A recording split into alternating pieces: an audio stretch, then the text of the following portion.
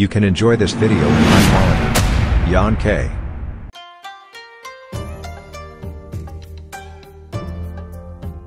皆さん、こんにちは。ジャパントラベラーの摩天楼です。今回は、ユネスコ世界文化遺産に登録されている、兵庫県姫路市、本町68にあり、江戸時代以前に建設された、天守が残る、現存12天守の一つ、国宝、姫路城を巡る旅をお届けいたします。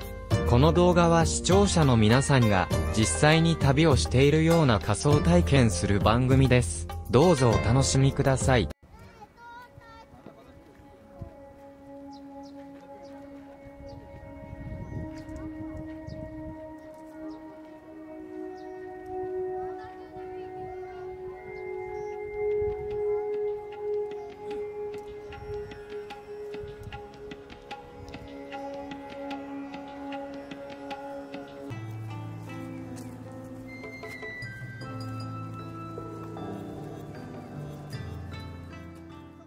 姫路城は、兵庫県姫路市、本町68にある、日本有数の平山城です。江戸時代初期に建てられた天守や、櫓等の主要建築物が現存し、国宝や重要文化財に指定されています。また、主閣部を含む中堀の内側は、姫路城跡として、国の特別史跡に指定されています。平成5年、1993年12月11日、ユネスコ世界遺産、文化遺産リストにも登録され、日本百名城などに選定されています。姫路城の別名は、白露城、白鷺城、とも呼ばれています。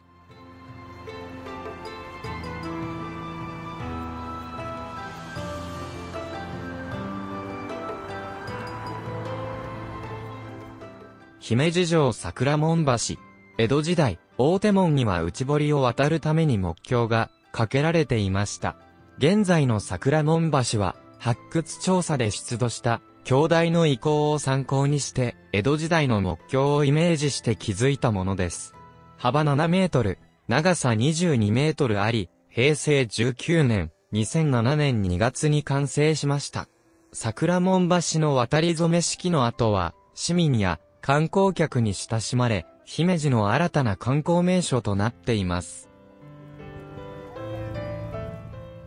姫路城の大手門。現在の大手門と呼ばれている大型の高麗門は、江戸時代は今よりもやや小ぶりな幅 6.3 メートルの脇門付高麗門、歌舞伎御門が置かれていましたが、明治時代に入ると、桐二の御門と呼称されていました。1937年、昭和12年に、桐二の門があった場所に再建した門で、江戸時代の意匠とは異なります。本来の大手口は、入り口から桜門、桐二の門、桐一の門と続き、それらを三重の太鼓櫓、多門櫓、根の櫓で囲み、6回曲がらなければ、天守方面へ行けない、厳重な二重枡形を形成していました。1874年、明治7年、陸軍、歩兵第10連隊の拠点となった際、三の丸の他の建物群と共に撤去されてしまいます。第10連隊が岡山に転出し、三の丸が公園化される中、1938年、昭和13年には、現在の幅9メートルの大手門が設置されました。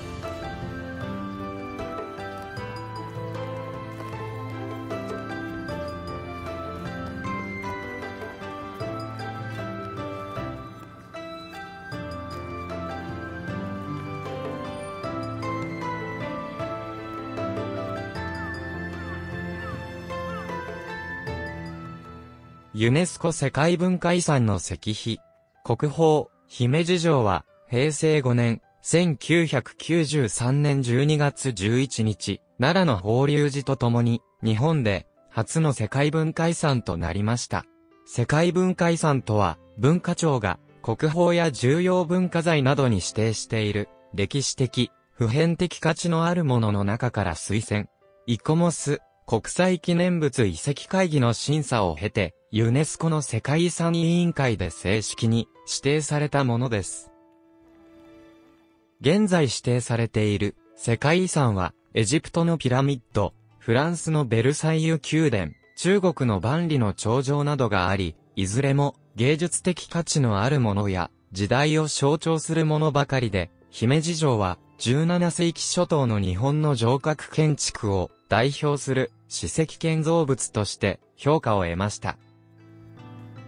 ユネスコ世界文化遺産として評価された理由については次の通りです。その美的完成度が我が国の木造建築の最高の位置にあり、世界的にも他に類のない優れたものであること。17世紀初頭の城郭建築の最盛期に天守群を中心に櫓、門、土塀等の建造物や石垣、堀などの土木建築物が良好に保存され、防御に工夫した日本独自の城郭の構造を最もよく示した城であること、などが評価されました。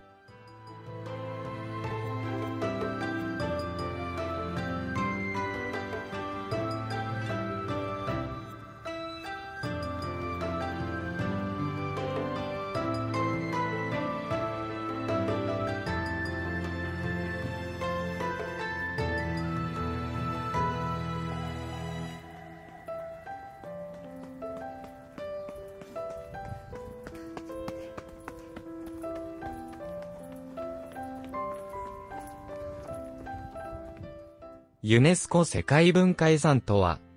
世界遺産、ワールドヘリテージサイトは、1972年のユネスコ総会で採択された、世界の文化遺産、及び自然遺産の保護に関する条約、世界遺産条約に基づいて、世界遺産リスト、世界遺産一覧表に登録された、文化財、景観、自然など、人類が共有すべき、顕著な普遍的価値を持つ物件のことで、移動が不可能な不動産が対象となっています。慣例的な用法として、その中の文化遺産を世界文化遺産、自然遺産を世界自然遺産と呼ぶことがあります。世界のユネスコ世界遺産について。世界の世界遺産は2023年1月27日時点で167カ国。合計1157の世界遺産が登録され、内文化遺産は900件、自然遺産は218件、複合遺産は39件である。登録遺産のうち43件は国をまたぐ世界遺産である。また、登録遺産のうち55件は危機遺産に指定され、他に登録リストから削除された3件の元世界遺産が存在しています。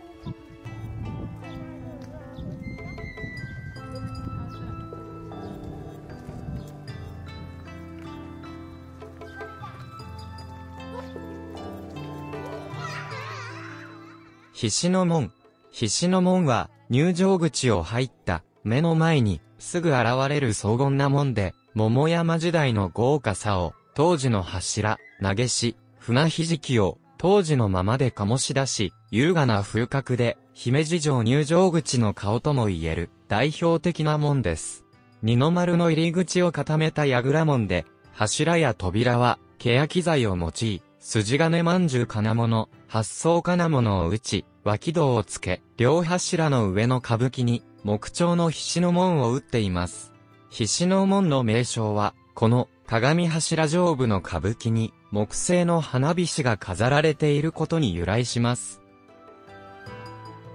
西に門番部屋があり、櫓の正面は連続武者窓の左右に花頭窓、裏面は連双武者窓がついており、上の櫓の内部は3部屋になっています。屋根の勾配、軒四隅の反転など、全国でも稀に見る桃山時代の華麗な城門と言えます。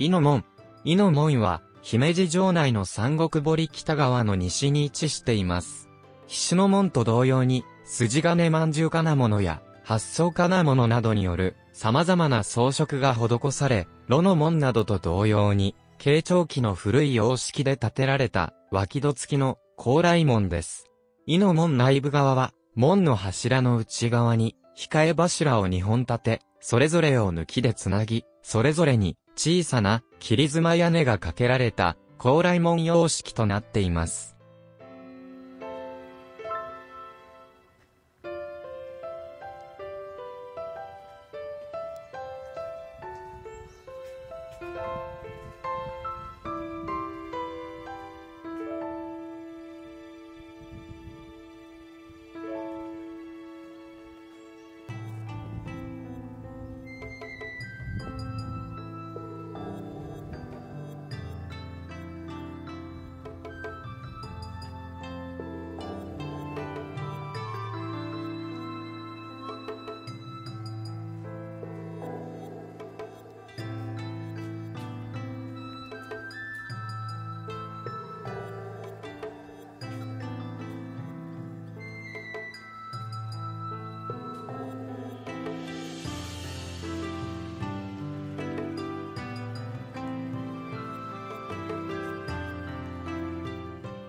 炉の門。炉の門は、菱の門をくぐり、直進方向に見える、伊の門の先に位置する場所にあります。江戸時代初め、慶長年間築の脇戸付高麗門がそのままに現存し、国の重要文化財に指定されています。美しい高麗門連続で、一見すると防備が甘いように見えますが、土塀の鉄砲狭間の数に驚かされます。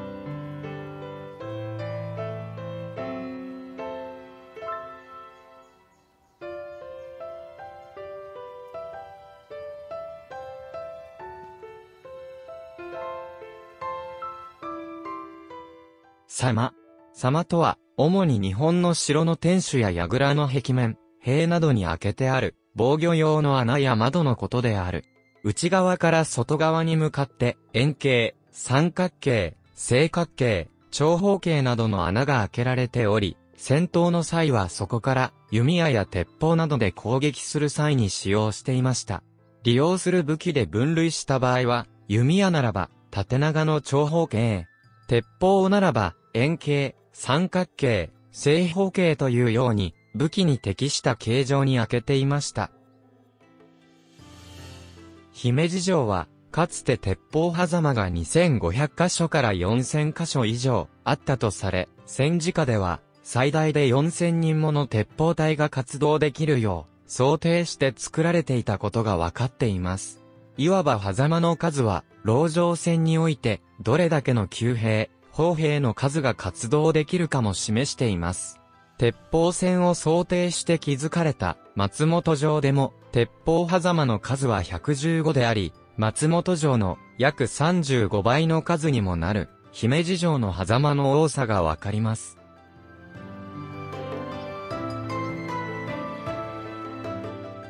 刃の門。刃の門は、伊の門や炉の門とは違って防御力が格段にアップした門となります。門の前に来ると、門の上に櫓を設けた、特に城に構えられる門の形状になっており、これは城門の種類のうち、櫓門と呼ばれるスタイルです。門と櫓が合体した最強の出入り口です。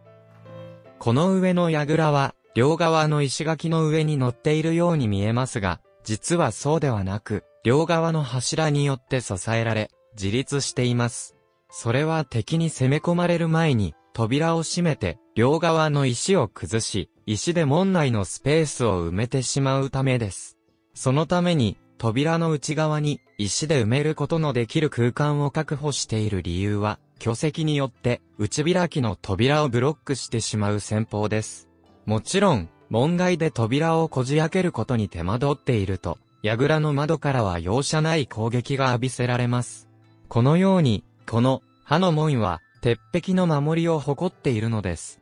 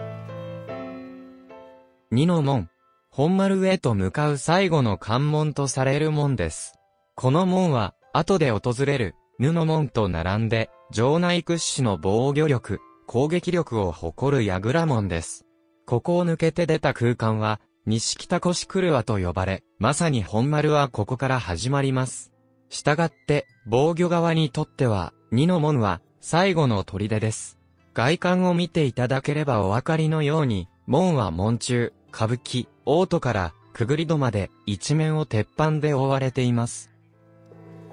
そして頭上は合計3棟の櫓が複雑に折れ重なり合った構造で、門の内部は低い天井の穴蔵を右に曲がりながら階段を上るという構造になっています。これは攻め手側の一騎の進行を食い止めるとともに、海上の櫓の床板を外せば、そのまま門内を通過しようとする敵兵の頭上に、槍を突き立てることができる設計となっています。二の門手前の狭い通路での頭上からの攻撃に、加えて、まさに寄せ手の軍勢を最終的に、ここで殲滅することを意図した構造になっています。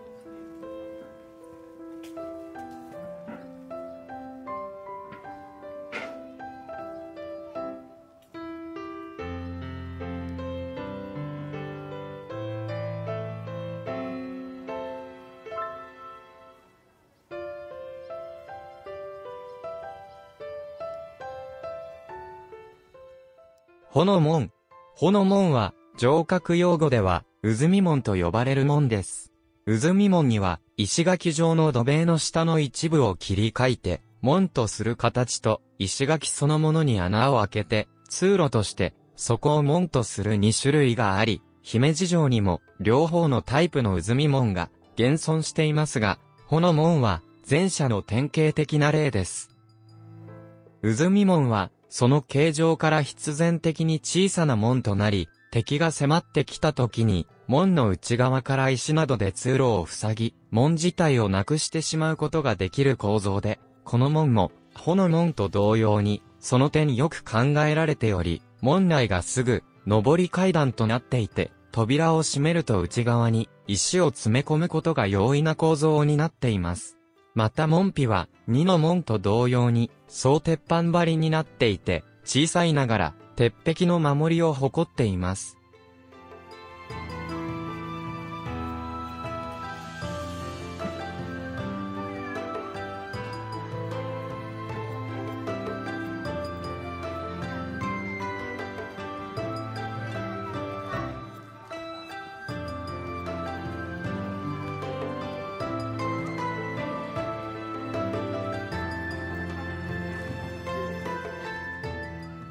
水の一門。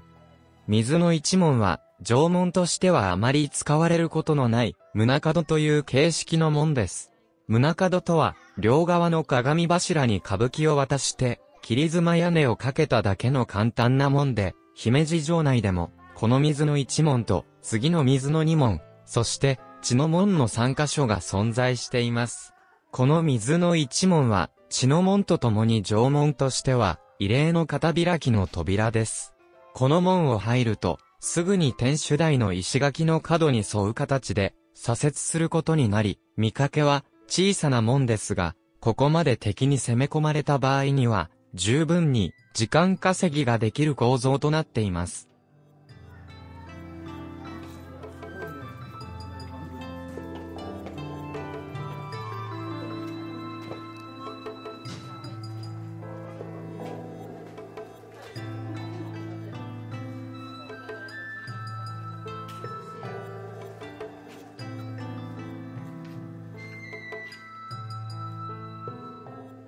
水の二門。水の二門は、両開き扉となっていて、桁行き、横幅が1間4尺、約3メートルほどの小さな門で、意図的に小さく建てられた門であることが伺えます。それは、水の二門に付随するように、西側に建てられている、櫓の存在です。水の二門をくぐって、櫓を見ると、この櫓は鍵型に折れています。すなわち、わざわざ水の二門のところで通路が狭くなるように、張り出して、櫓を設計しています。門をできるだけ、小さくして、敵性の進行スピードを遅らせようとする意図が見えます。ここでの守備側からの攻撃は、頭上の小天守を呼び、渡り櫓からの飛び道具で攻撃する構造になっています。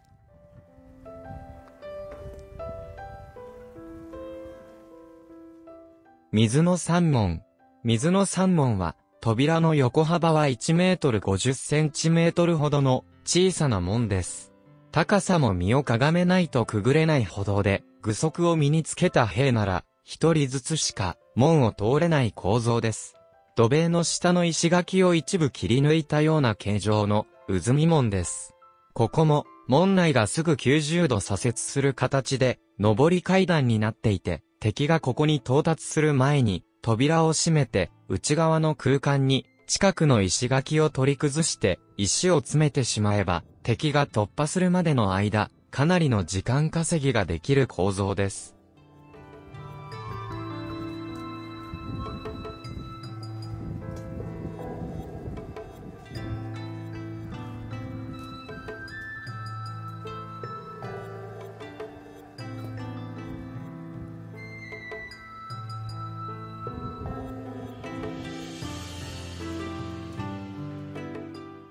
水の四門。水の四門をくぐって階段を登り切ると視界が広がる場所に出ます。広場に降りていく通路も設けられていますが、この下り通路は後世に作られたもので、王子は広場に面した建物が建っていて、ここはその壁で閉ざされた空間でした。この広場は池田輝政時代に城主の館が建っていた備前丸です。水の四門も土塀の下に設けられた渦見門で、さらなる工夫は、敵を何度も折れ曲がらせる構造で、お城の小口、出入り口でよく見られる、マス型と言われる防御システムになっています。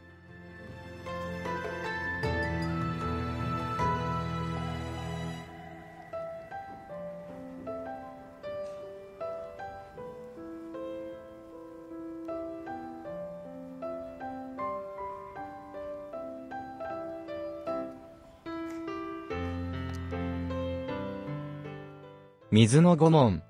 水の御門は、やや特殊な形の門の櫓門です。その櫓部分は大天守と西小天守をつなぐ2階建ての渡り櫓です。ここは4つの大小天守が4つの渡り櫓で、ロの字型につながっていて、その内廷部分に入る門であることから、城内でも最も重要な箇所を守る門で、そのため、門の柱、歌舞伎、扉などすべてのパーツは、全面鉄板で覆われ、また、上部の櫓の窓は、2層とも鉄格子がはまっており、石垣や屋根から直接窓に取り付いて、格子を切って、中に侵入できない構造となっています。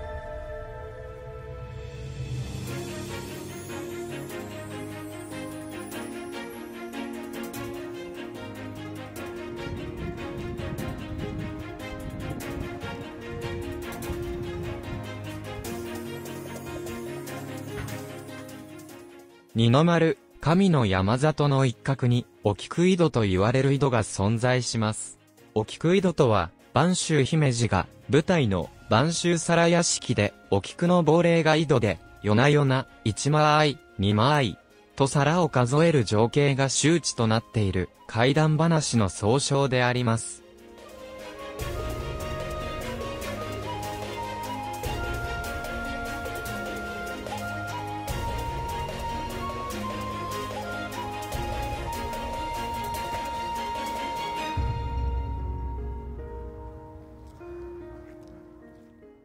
姫路城の大天守である。外観は最上部以外の壁面は大壁塗りで、屋根の意匠は複数層にまたがる巨大な入母や破風に加えて、緩やかな曲線を描く唐破風、山なりの千鳥破風に下魚が施され、多様性に富んでいます。最上階を除く窓は、ほとんどで格子がはめ込まれています。